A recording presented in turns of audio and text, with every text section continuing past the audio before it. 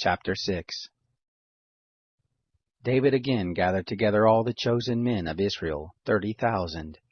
David arose and went with all the people who were with him from Baal, Judah, to bring up from there the ark of God, which is called by the name, even the name of the Lord of armies, who sits above the cherubim. They set the ark of God on a new cart, and brought it out of the house of Abinadab that was on the hill. And Uzzah and Ahio, the sons of Abinadab, drove the new cart. They brought it out of the house of Abinadab, which was in the hill, with the ark of God, and Ahio went before the ark. David and all the house of Israel played before the Lord with all manner of instruments made of fir wood, and with harps, and with psalteries, and with tambourines, and with castanets, and with cymbals.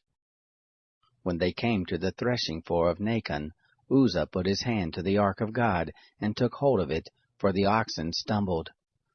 The anger of the Lord was kindled against Uzzah, and God struck him there for his error, and there he died by the ark of God.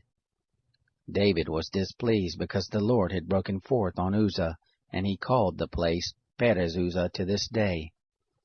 David was afraid of the Lord that day, and said, "How can the ark of the Lord come to me?" So David would not remove the ark of the Lord to him into the city of David, but David carried it aside into the house of Obed-Edom the Gittite. The ark of the Lord remained in the house of Obed-Edom the Gittite 3 months, and the Lord blessed Obed-Edom and all his house. It was told King David, saying, "The Lord has blessed the house of Obed-Edom and all that pertains to him, because the ark of God is there."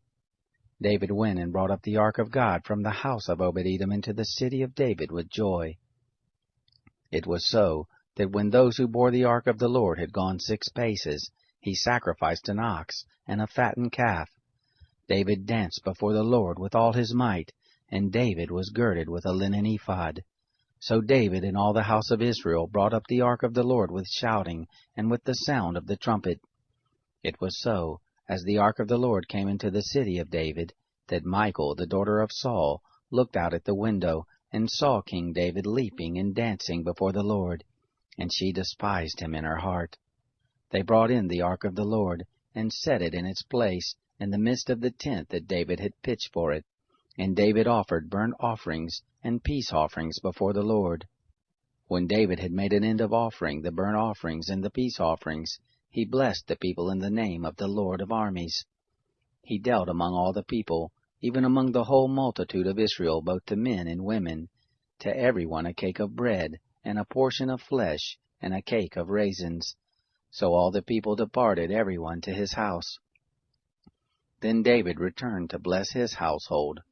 Michal, the daughter of Saul, came out to meet David, and said, "How glorious was the king of Israel today, who uncovered himself today in the eyes of the handmaids of his servants, as one of the vain fellows shamelessly uncovers himself."